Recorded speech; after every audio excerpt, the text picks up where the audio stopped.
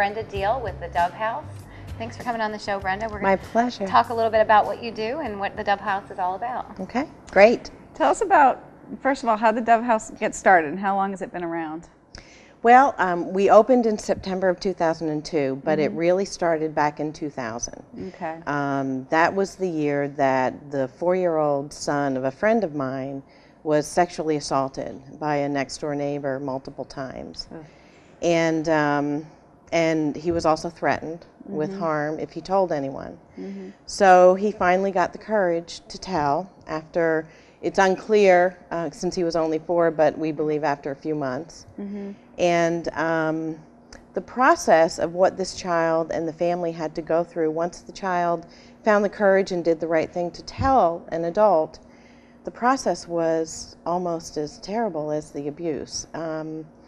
A lot of well-intentioned agencies that need to be involved with a crime like this were involved with the family, but it just re-traumatized the child over and over and over again.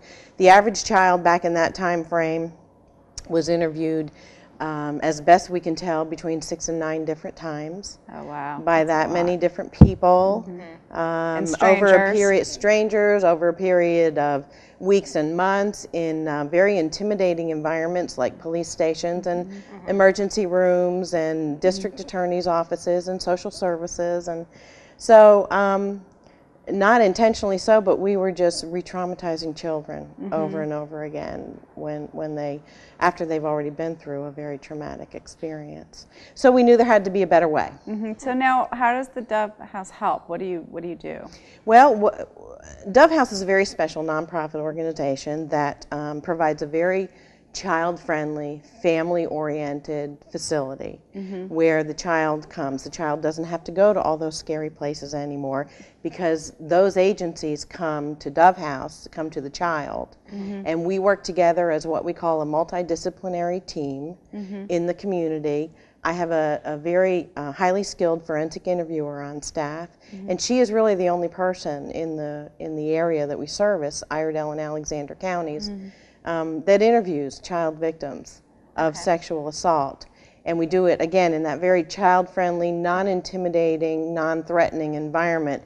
The child is interviewed preferably one time. The occasional child needs to come back for a follow-up interview, but most often one time.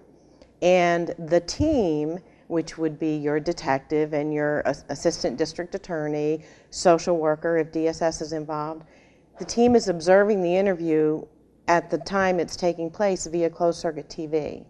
Oh, I was going to ask if you had like a one-way mirror. No, or it's something. closed-circuit TV, so it's in a different part of the facility. The child never sees the team, but we tell the child that people are watching. My interviewer wears an earpiece so we can communicate with the interviewer during the interview so that everybody's needs are met. You know, DSS has different needs than law enforcement, than medical personnel. So it's one interview that satisfies everybody's needs, and the child only has to tell their story one time. That's amazing. Yeah, and now how many people work at the Dove? Is it, do you have volunteers that help besides the forensic interviewer? Yeah. Does it require a large staff? Or? No, actually it's a very small staff. I have 4.5 people. I have a part-time bookkeeper, but the clinical staff really is just myself administratively as the executive director. I have a forensic interviewer and I have 2 victim advocates. My victim advocates are critical to the child's and the family's healing process. We make sure through our victim advocate services that we provide that kids get into therapy very quickly. That begins that healing process. So we make referrals.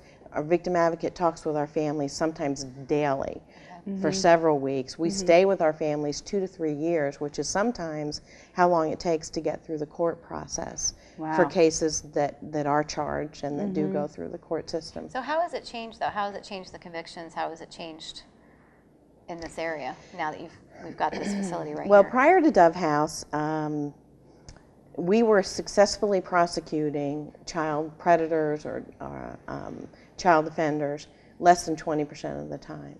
There is not an exact number because nobody served as a central repository. So we did go around and collect as much data as we could, and it clearly, according to our district attorney at the time, It was less than 20% of the time. We were shooting ourselves in the foot.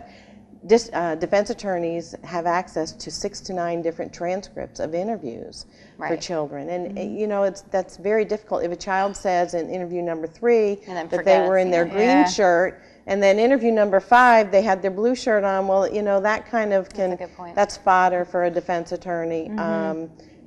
You know, to work with on a jury. We are now successfully prosecuting because we're working together from the time of the report. We're working as a community, as a team.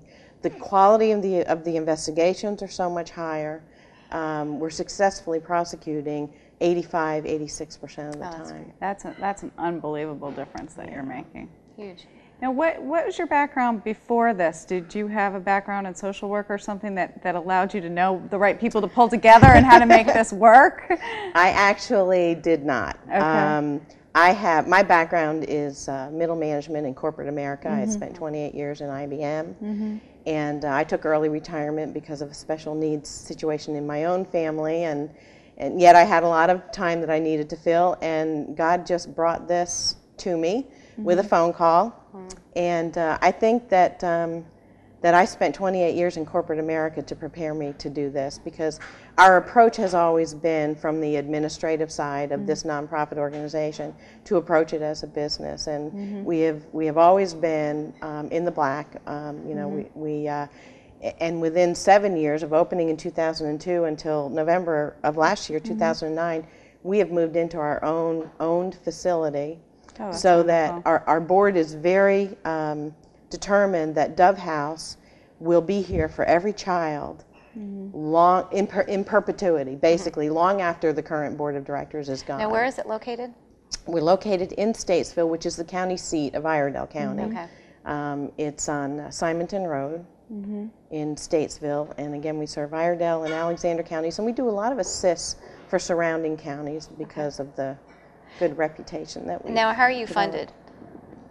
We are funded first and foremost by the gracious generosity of the community that we serve.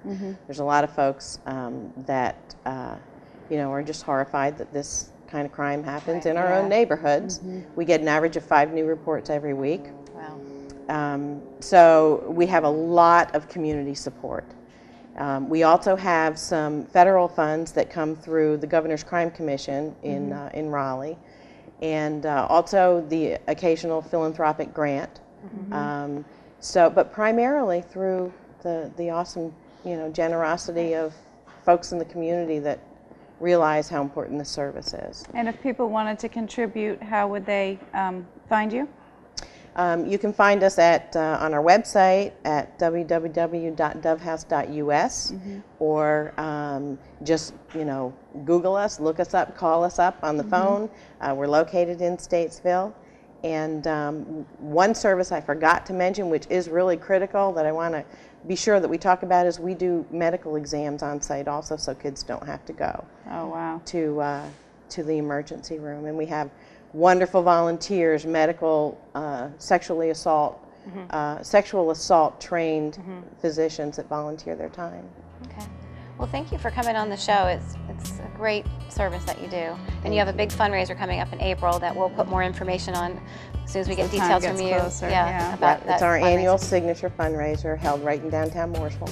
Great. Well, congratulations on being so successful with this. It's really wonderful, the success rates. Thank you so much.